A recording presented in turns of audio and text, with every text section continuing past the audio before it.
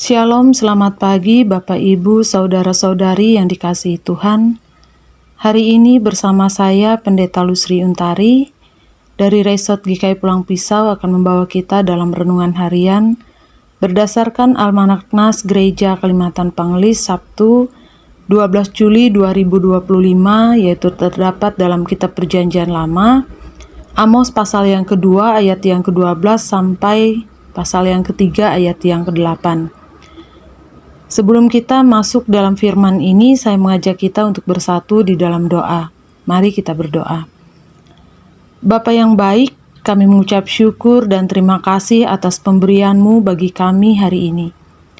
Kami mengucap syukur untuk boleh bersama merenungkan firman Tuhan sebagai tuntunan dalam kami menjalani kehidupan ini. Berkati kami untuk selalu melakukan kehendak-Mu dalam hari-hari kami. Di dalam nama Yesus kami berdoa. Amin. Bapak Ibu Saudara-saudari yang dikasihi Tuhan, saya akan bacakan bagi kita firman Tuhan yang terdapat dalam Amos pasal yang ketiga, terutama ayat yang kedua, yang demikian bunyinya. Hanya kamu yang kukenal dari segala kaum di muka bumi. Sebab itu aku akan menghukum kamu karena segala kejahatanmu. Amin. Bapak Ibu Saudara-saudari yang dikasihi Tuhan, kita tahu bahwa bangsa Israel adalah bangsa yang memiliki hubungan yang istimewa dengan Tuhan. Kita dapat melihat bagaimana Tuhan melimpahkan segala berkat bagi bangsa Israel untuk kehidupan yang murni dan sejahtera. Tetapi kenyataan juga memperlihatkan kepada kita, bangsa Israel ternyata memberontak terhadap kebaikan Tuhan. Mereka hidup dalam kejahatan, mereka juga hidup dalam kenajisan, bahkan penyembahan berhala. Allah menghukum perilaku ini, dan dengan tegas Nabi Amos berseru dalam ayat yang pertama dari firman Tuhan, yang berbunyi demikian, "Dengarlah firman yang diucapkan Tuhan terhadapmu." Kalimat ini juga dapat kita lihat di pasal yang keempat ayat yang pertama dan juga pasal yang kelima ayat yang pertama. Bangsa Israel dalam hal ini diingatkan akan keistimewaan mereka, terutama pada ayat yang kedua dalam pembacaan kita tadi. Hanya kamu yang aku kenal dari segala kaum di bumi. Kata ini berbicara tentang hubungan perjanjian Allah dengan Israel, di mana Allah memilih Israel dari antara bangsa-bangsa yang lain dan menganugerahkan hak tersebut, sesuatu yang tidak Allah berikan kepada bangsa lain manapun.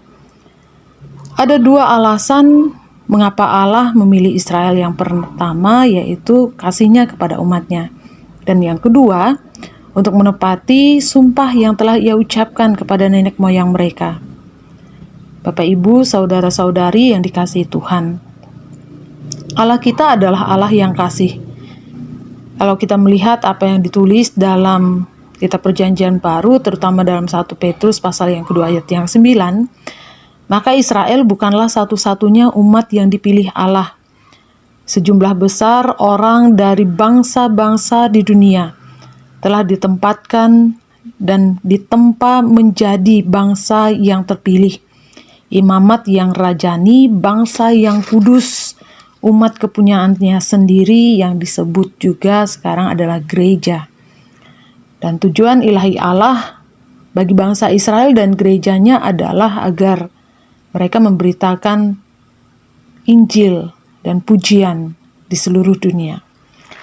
Bapak Ibu saudara-saudari yang dikasihi di dalam Tuhan, dengan hak istimewa dan tanggung jawab khusus datanglah juga pertanggungjawaban. Karena itu, Allah berfirman kepada bangsa Israel, "Aku akan menghukum kamu karena segala kejahatanmu." Hal yang sama, Bapak Ibu saudara-saudari yang dikasihi dalam Tuhan Yesus Kristus, juga berlaku bagi orang Kristen.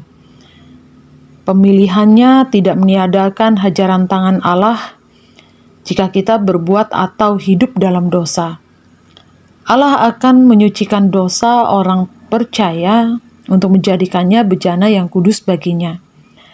Oleh karena itu, Bapak, Ibu, saudara-saudari yang dikasihi di dalam Tuhan, biarlah kita meminta selalu pertolongan Tuhan dalam kehidupan kita untuk dapat melakukan kehendak-Nya, untuk berjalan dalam kebenaran firman-Nya, dan kasih akan menjadi teladan yang kita terapkan di sepanjang hidup yang kita miliki.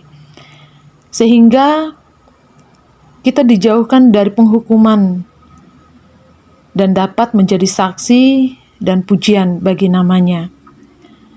Kita yakin dan percaya ketika kita meminta pertolongan Tuhan, semuanya boleh diberkati, dan kita akan menjadi saksi di kehidupan dan di tengah-tengah dunia ini. Biarlah melalui firman ini kita semakin dan semakin dekat di dalam Tuhan, melakukan segala sesuatu yang Ia kehendaki untuk kita lakukan, bukan untuk kemuliaan kemanusiaan kita, tetapi untuk kemuliaan bagi nama Tuhan. Amin. Kita berdoa mengaminkan firman Tuhan, sekaligus menaikkan syafaat kita bagi Gereja GKI Sinta Jemaat GKI Garong. Kita berdoa. Bapa yang penuh kasih, kami berterima kasih atas firman-Mu saat ini. Tolonglah kami, ya Tuhan, untuk selalu setia melakukan firman-Mu dalam keseharian kami.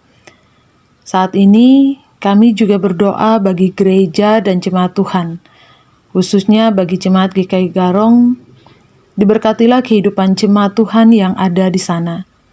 Segala sesuatu yang boleh mereka lakukan dan kerjakan, biarlah mereka dapat melakukannya bagi kemuliaan nama Tuhan. Begitu juga bagi para hamba-hamba Tuhan, bagi para pendeta, penetua diakon, dan semua mereka yang terlibat dalam pelayanan. Kami percaya, ya Tuhan, Roh Kudus-Mu lah yang memampukan mereka untuk melakukan pekerjaan yang baik bagi kepujian kemuliaan nama Tuhan.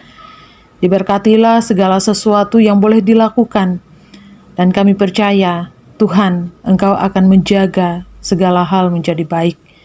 Bapa kami yang di surga, dikuduskanlah nama-Mu, datanglah kerajaan-Mu, jadilah kehendak-Mu di bumi seperti di sorga. Berikanlah kami hari ini makanan kami secukupnya, dan ampunilah kami akan kesalahan kami seperti kami juga mengampuni orang yang bersalah kepada kami. Dan janganlah bawa kami ke dalam pencobaan, tetapi lepaskanlah kami daripada yang jahat. Karena Engkaulah yang punya kerajaan dan kuasa dan kemuliaan sampai selama-lamanya. Amin.